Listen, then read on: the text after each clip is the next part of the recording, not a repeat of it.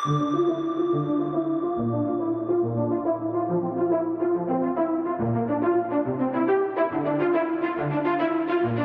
is the Multi-Faith Matters podcast. I'm your host, John Moorhead.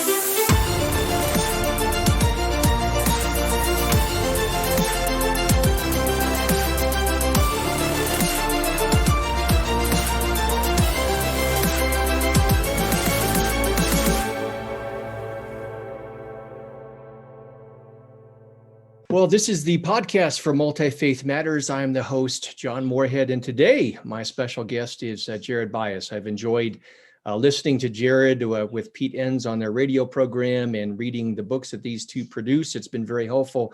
I'm going to read Jared's bio as we get going here. Jared Byas is co-host of the popular podcast, The Bible for Normal People, and co-author of the book, Genesis for Normal People. A former teaching pastor and professor of philosophy and biblical studies, Jared lives with his wife, Sarah, and their 4 children outside Philadelphia, Pennsylvania. His website is found at jaredbyas.com, and folks can find links to the books and to his website in the program notes that go with this podcast.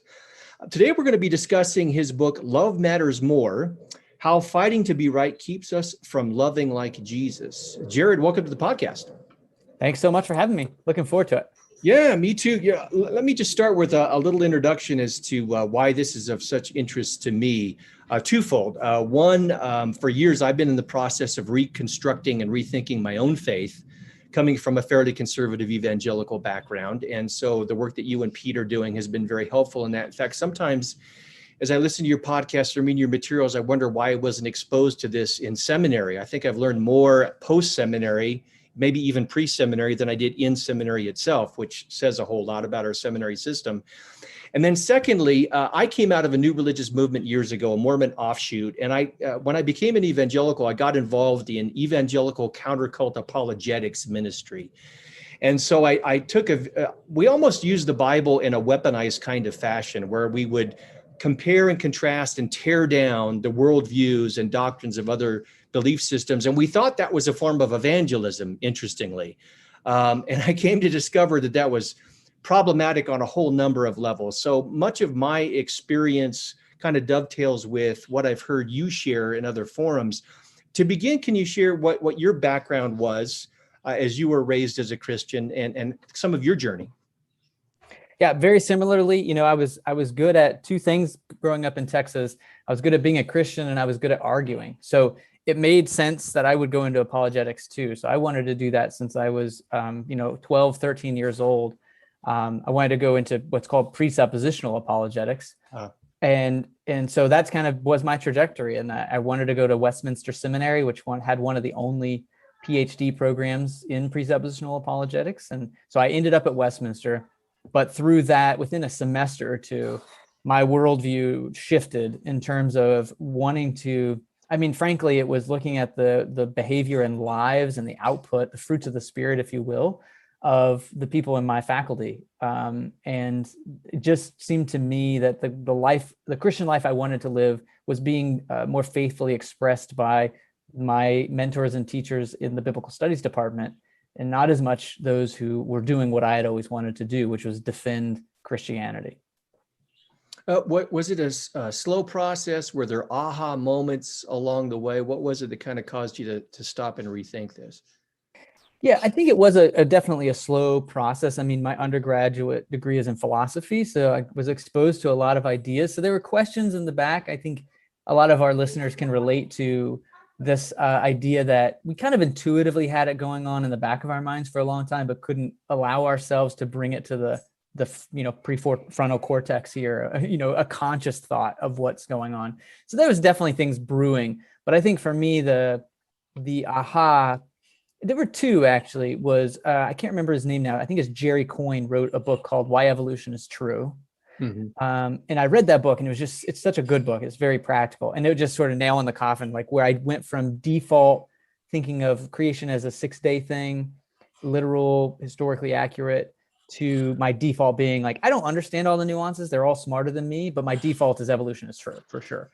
And then secondly would have been, having these classes in seminary where we're translating Genesis from the Hebrew, and just the whole world of the ancient Near East and the context and what the ancients were actually thinking when they wrote this stuff down, just opened my mind to all sorts of possibilities of what the Bible is. And then the implications are, what do we do with it?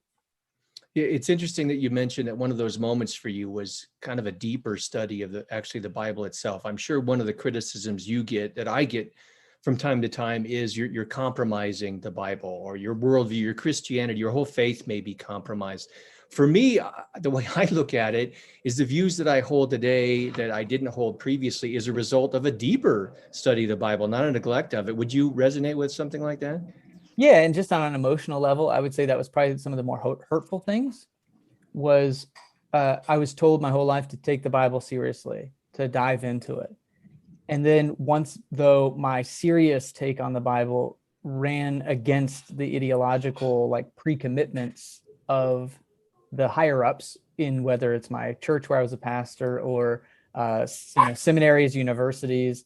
Yeah. So it's, at the emotional level, kind of the idea was we have to take the Bible seriously. But once I started to run aground of pre-commitments, these ideological conclusions of what the Bible can and can't be, once the Bible itself for me started to break down, when I started to look at it seriously, then all of a sudden I was the bad guy. Like, I was not taking the Bible seriously. I was allowing my sin to dictate how I read the Bible. And there wasn't any room for this idea that maybe when we read the Bible seriously, it changes our minds about what the Bible is and what we should do with it. The Bible itself can critique it. And there's just not a lot of space for that in the circles that I grew up in. Yeah, unfortunately, I think that's the case in a lot of conservative evangelicalism, the tribe that I kind of work with and try and help along. I'd like to get your thoughts on the understanding of truth that you had in relation to understanding the Bible and how that changed. There's this phrase that is used in evangelicalism, speaking the truth in love.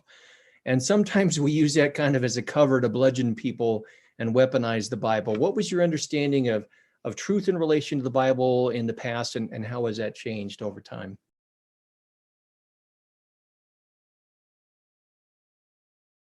Yeah, so I think there's a conflation of absolute truth and the Bible, and it came from this need for certainty.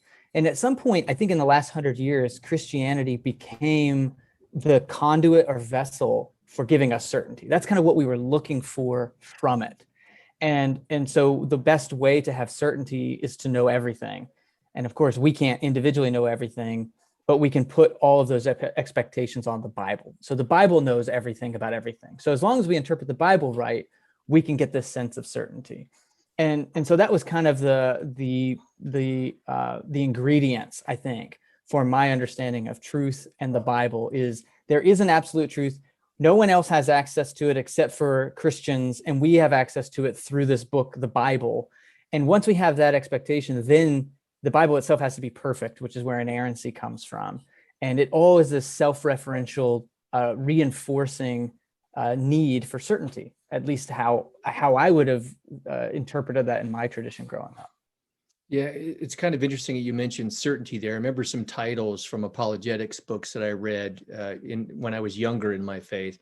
Faith Founded on Fact, and Evidence That Demands a Verdict, those kinds of things. And I'm not opposed to evidence, and I'm not opposed to facts, but at the same time, it seems like there should be greater space for humility, for recognizing what we don't know as well as what we think we know.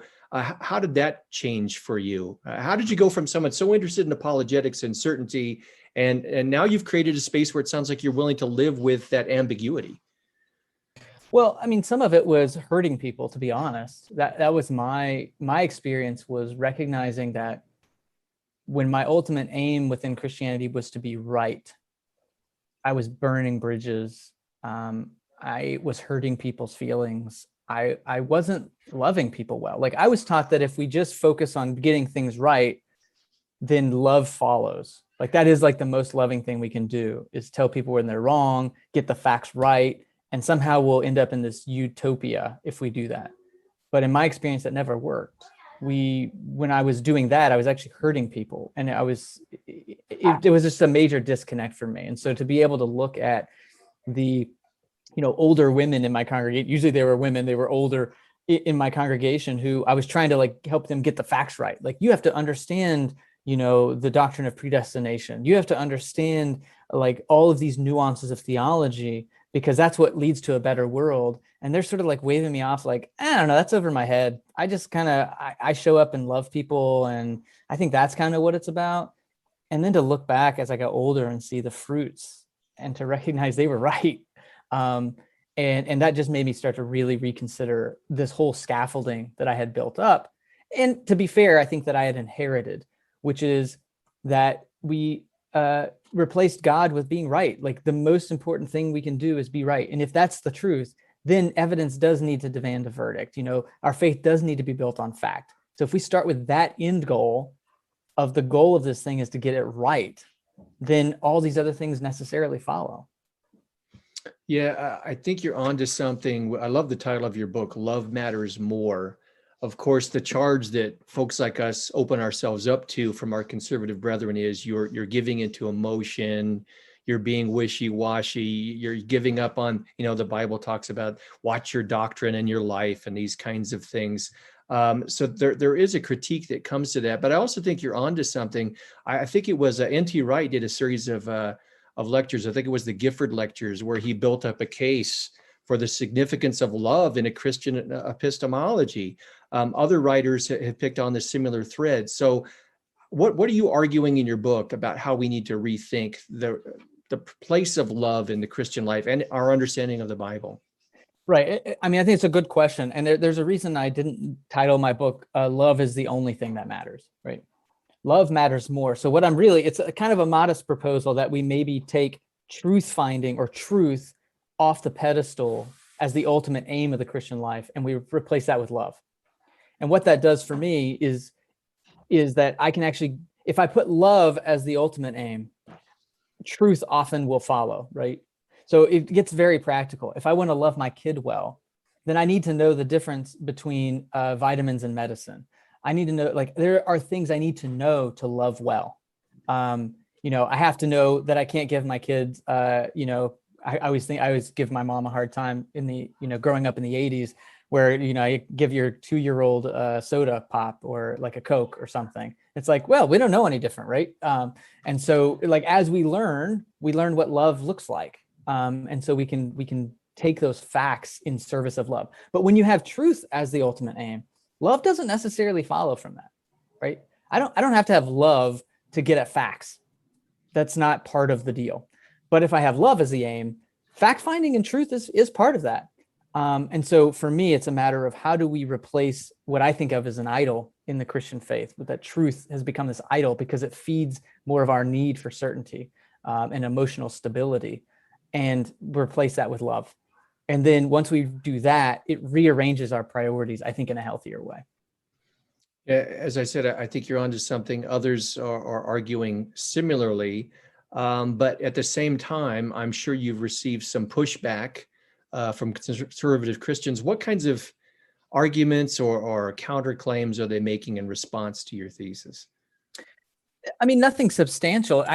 Ironically, it's usually kind of, I feel like, a more of an emotional plea of, well, what would happen if we, what would happen if we put truth, take truth off the pedestal and put love at the top?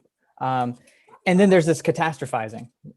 So there's not a lot of logic behind it. It's more just like, then we can make truth mean whatever we want it to mean, right? Then everything becomes relative, and we're just awash in a sea of cultural relativism. And then we start to devolve into the ethical problem of like, how would you even tell what's right from wrong? And which for me is just kind of a red herring at best of what we're trying to talk about. Yeah. It sounds like it's almost like you're not old enough to remember this. There was a game called Kerplunk, where you had marbles and the little sticks, and and you pull them out. We had Kerplunk. Yeah. And if you remove too many of those assumptions about how the Bible should function, the whole Christian worldview just goes kerplunk. Is that kind of what folks are arguing or claiming? Yeah, and in the book, I call it perfectionism. My faith was built on a perfectionist framework, which is, if we don't have all of the truth, we can't have any of the truth. But science itself disproves that every single day. Science doesn't ever say that we know everything about everything, and yet it continues to make progress about facts about the world. And so that perfectionism, which I think was meant from an apologetic standpoint, right? It was meant to say, well, you don't know everything, and so here's something where you can know everything, and that will give us this like leg up. But the problem is when we put our eggs in that black and white basket, it can backfire. And I just think it's wrong. It's a wrong idea of truth to say that if we don't have absolute truth, then we don't have any truth. Which what they're really saying is if we don't have absolute truth, we don't have absolute certainty. Now that I agree with. But to say we don't have any truth if we don't have all the truth makes no sense and just runs contrary to common sense and all of the progress in fact finding in nature and science, the natural sciences that we've had over the last 200 years.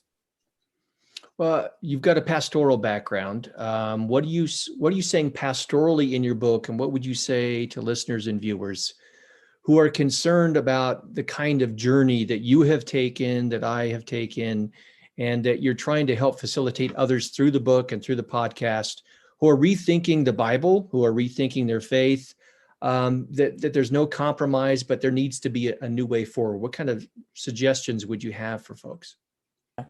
I mean, my number one suggestion often is that we look inward and we take stock of our own sort of emotional inventory.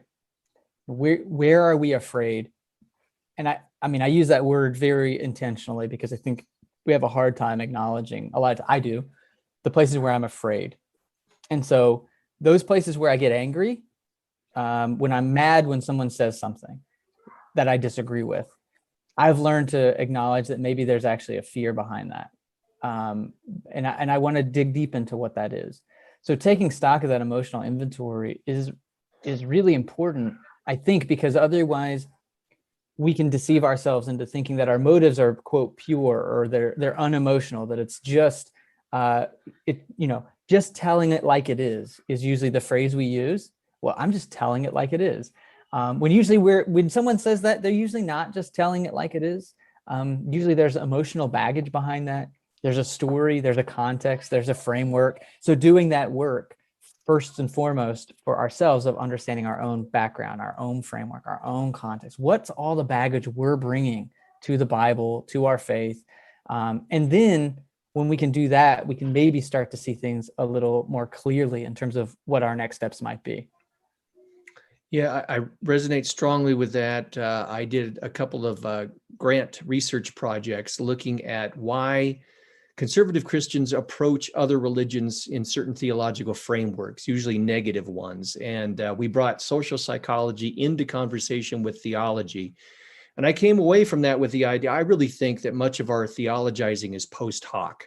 That is, we're not going to the text objectively and drawing from it. We're bringing, as you say, our baggage, our psychology, our experiences, our fears, and then we happen to find verses that we construct something that resonates with basically our assumptions we brought to the text before. Do you think a similar dynamic is going on in other areas of the Christian life? Oh, for sure. I think in general, we talk a lot about Richard Rohr and his idea and understanding that he kind of calls it the tricycle of faith, right? So the thing that drives our faith forward, he says the front wheel's experience. And until we can acknowledge that within these more conservative circles, we're going to continue to, delude ourselves into thinking something's true that's not. That we do lead by experience. Our faith and our theology is led through that by experience. So what that means for me is, you talked about those steps. It's kind of counterintuitive because I was taught that if I just read the Bible as it is and have the plain reading of Scripture, that's going to shape my theology and my context. But it's more complicated than that. In some ways, whenever we change our theological assumptions, then that changes how we read our Bible. And so sometimes it's like going to therapy might be the best thing for you in terms of how you read your Bible, because it changes the baggage. It changes those assumptions and context that we're bringing to the text, or at least making us aware of them. And I think that's, for me, thinking about how do we, I was taught we don't need social psychology. We don't need the sciences. We just need the Bible. And then through the Bible, we can interpret all of those other things. And I just think we are so anemic on the way the world actually works because we put on the Bible this load that it was never meant to carry. It was never meant to answer all those questions. And so I think we need to do a better job as the church of educating ourselves on the principles of psychology and sociology and economics and finance and politics, and let those then start to shape how we read our Bible. Yeah, I appreciate that too. One final question for you that, again, in the context of love, love requires relationships. And I think many times conservative Christians tend to do their faith in the abstract. It's about, I love the text and I love God. And by presenting doctrine and throwing an evangelistic invitation to others or at others, somehow I'm loving them. I think that needs to be rethought. How can we grab onto love as an important part of understanding the Bible, loving God, and also maybe transforming the way in which we relate to others as we bring the biblical text to life in the spiritual lives that we lead?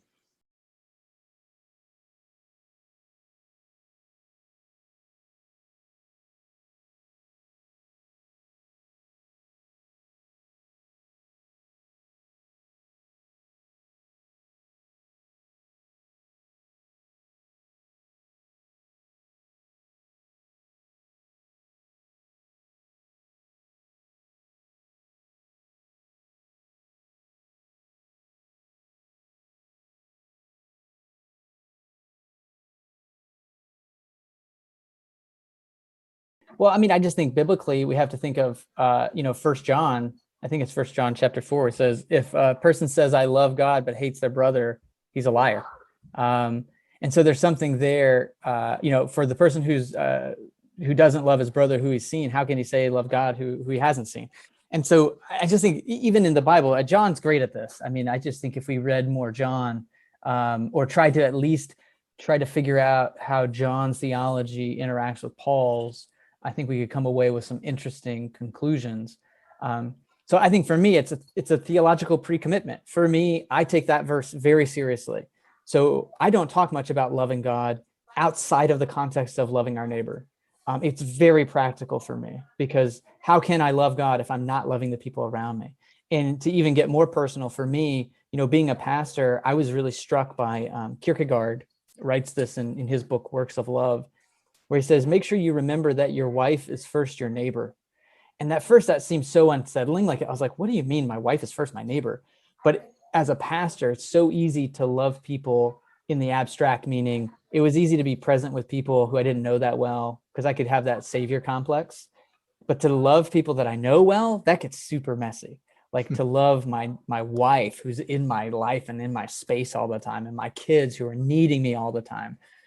So I do think it's this shift in saying we can't let ourselves off the hook. It's so easy to love God if loving God doesn't cost us anything practically and relationally.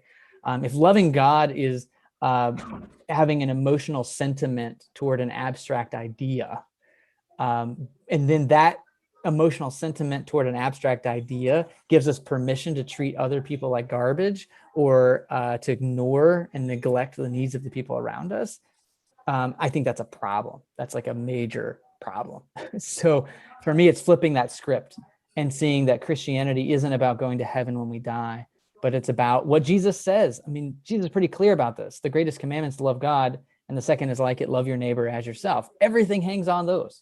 And so we have to I just think if we take the words of Jesus and the words of the New Testament seriously, which is what I try to do in the book, I think we come to the conclusion that love matters more. That's kind of, and by love, we mean practical, everyday, dig in the dirt relationship with your neighbors, literally and figuratively. Well, I appreciate your carving out time in a very busy schedule, doing your own podcast and being on other podcasts. It's a great book, and I appreciate you coming by the podcast to discuss it. Absolutely. Thanks so much, John. My guest today has been Jared Byas. And again, the book we've been discussing today is Love Matters More, How Fighting to Be Right Keeps Us from Loving Like Jesus. And you'll find a link to that book and to Jared's website and the podcast he does with Pete Enns in the podcast notes. I would encourage everyone to read and to listen to the work that he's doing. with an open mind, and you might find a fascinating journey as a result. Again, thank you so much for being on the Multi-Faith Matters podcast. I'm the host, John Moorhead. Until the next episode.